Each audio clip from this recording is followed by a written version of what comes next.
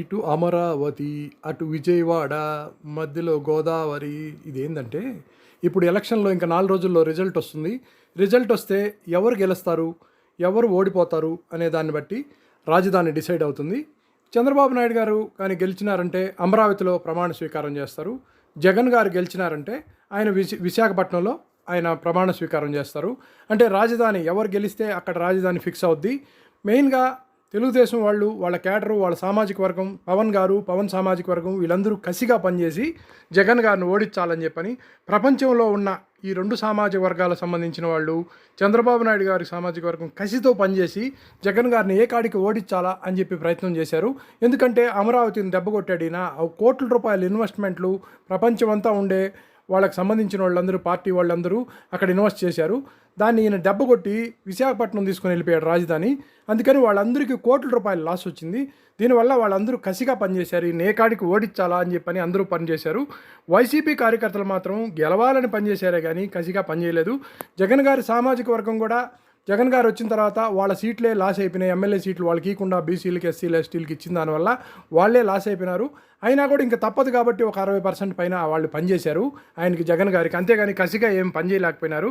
ఎందుకంటే వాళ్ళు చేసే కాంట్రాక్టులలో బిల్లులు లేదు, వాళ్ళకి ఎటువంటి ఆర్థిక పరిస్థితి లేదు. జగన్ గారు పార్టీ నిర్మాణంలో అక్కడుండే నాయకులకి ఎటువంటి ఆదాయం లేకుండా చేసి వైన్స్ కానీ, తర్వాత ఇసుక కానీ అన్నీ కూడా గవర్నమెంట్ హ్యాండ్ ఓవర్ చేసిన దానివల్ల, కాంట్రాక్టులకు కూడా డబ్బులు ఇవ్వని దానివల్ల ఆయన పార్టీకి సంబంధించిన వాళ్ళు ఎవరు ఆర్థికంగా దెబ్బతిని, చిన్న నాయకులందరూ, ఆయన సొంత సామాజిక వర్గం వాళ్ళు కూడా అనేక రకాల ఇబ్బందులు పడినారు. అనేక రకాల వృత్తుల్లో ఉన్న వాళ్ళు కూడా ఇబ్బందులు పడినారు. అందుకని వాళ్ళు ఇంకా సరే తప్పదు, గ్రామాల్లో ఈ పార్టీ ఈ పక్క ఉంటే ఆ పార్టీ ఆ పక్క తప్పనిసరి పరిస్థితుల్లో చేయాలి కాబట్టి చంద్రబాబు నాయుడు గారు వస్తే వాళ్ళ సామాజిక వర్గం కానీ, వాళ్ళ పార్టీ వాళ్ళు కానీ వీళ్ళ మీద కేసులు కానీ, వీళ్ళని కానీ ఇబ్బంది పెడతారనే ఉద్దేశంతో తప్పనిసరి పరిస్థితుల్లో వాళ్ళ సొంత డబ్బులు జోబీలో ఖర్చు పెట్టుకొని చేశారు. జగన్ గారు మాత్రం ఆయన కొంత ఎమ్మెల్యేలకు డబ్బు పంపించి ఆయన కొంత పంచాల్సినటి ఇరు పార్టీల వాళ్ళు మాత్రం మాట్లాడుకొని డబ్బులు మాత్రం ప్రజలకు మాత్రం నీట్గా పంచారు. ఇక్కడ రిపోర్ట్ చేయలేదు చంద్రబాబు నాయుడు గారు వాళ్ళు, జగన్ గారు వాళ్ళు రిపోర్ట్ చేయలేదు. ఆ పార్టీ వాళ్ళు ఎవరూ రిపోర్ట్ చేయలేదు. ప్రజలకు మాత్రం కరెక్ట్గా ఈ పార్టీ వాళ్ళు 1000 ఇచ్చినారా, వాళ్ళు 1500 ఇచ్చినారా, వాళ్ళు 1000 ఇచ్చారా, వీళ్ళు 1500 ఇచ్చినారా, ఈ మాదిరి అందరికీ మాత్రం బాగా పంచినారు. కానీ ప్రజలు దేన్ని చూసి ఓటేశారు? తర్వాత వాళ్ళకి స్కీమ్స్ వచ్చేదాన్ని బట్టి మాకు ఆదాయం వస్తుందని ఓట్లు వేస్తారా, చంద్రబాబు నాయుడు గారు వస్తే డెవలప్మెంట్ జరుగుతుందని ఓట్లు వేసినారా, ఎలా వేసినారనేది ఇంకా 4 రోజుల్లో బయటపడుతుంది.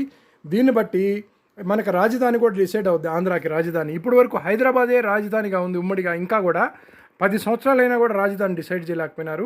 ఇప్పుడు అమరావతి రాజధాని చేయాలంటే చంద్రబాబు నాయుడు వచ్చి అక్కడ ప్రమాణ స్వీకారం చేసి గెలిచి ముఖ్యమంత్రి అయితే తప్ప అయ్యే పని కాదు.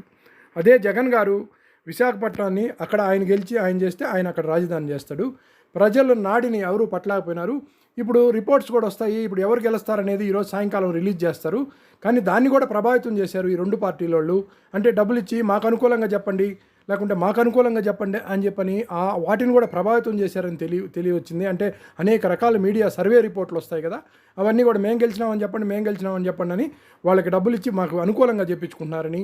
ఎందుకంటే ఒక నెక్ టు నెక్ ఫైట్ వచ్చింది అనుకోండి, లాస్ట్ మూమెంట్లో మళ్ళీ 90 వచ్చిందో 85 వచ్చిందంటే ఈ పక్క వాళ్ళు ఆ పక్కకి, ఆ పక్క వాళ్ళు ఈ పక్కకి ఎమ్మెల్యేలు జంప్ అయిపోతారు. అంటే ఈ పార్టీలో వాళ్ళు దూకేస్తారు ఎమ్మెల్యేలు ఇట్టా అట్టా. అందుకని చెప్పి మేము గెలుస్తాం అనే ఒక మేనియా తీసుకొస్తే ఒకవేళ ఆ పక్క పోయేవాళ్ళు ఈ పక్క లేకుంటే పోకుండా ఆగుతారు కదా. అందువల్ల వీళ్ళు ఈ పబ్లిసిటీ చేసి వాళ్ళు ఇచ్చే వాళ్ళని కూడా ప్రభావితం చేశారు. మొత్తం మీడియా 2 పక్కలుగా చీలిపోయింది. ఎవరు డబ్బు ఇస్తే వాళ్ళది.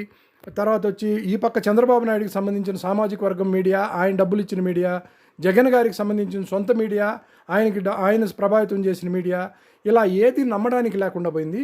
జనాలు కూడా ఎవరన్నా వీళ్ళకి ఓటేసామని చెప్పే పరిస్థితి లేదు ఆంధ్రాలో. ఈ సైడ్ వాళ్ళు చెప్తే ఆ సైడ్ వాళ్ళు తిడతారు, ఈ సైడ్ వేసి ఓటేసామని చెప్తే వాళ్ళు తిడతారు. ఇక్కడ సపోర్ట్ చేసేదానికి కూడా లేకుండా పోయింది. అంటే ప్రజల్లో అంత కసిగా ఒకరిని సపోర్ట్ చేస్తే ఇంకోటి తిడుతున్నారు. వాళ్ళ సొంత అభిప్రాయాలు చెప్పే పరిస్థితి లేదు. ఇప్పుడు సపోజ్ మనం ఏదన్నా వీళ్ళు గెలవచ్చు అని చెప్పామనుకోండి, వాళ్ళు మనల్ని బూతులు తిడతారు. ఇంకోరు గెలవచ్చు అంటే వాళ్ళు తిడతారు. దీని మీద మీ అభిప్రాయం తెలియజేయండి. ధైర్యంగా మన ఛానల్లో మాత్రం మీరందరూ అభిప్రాయం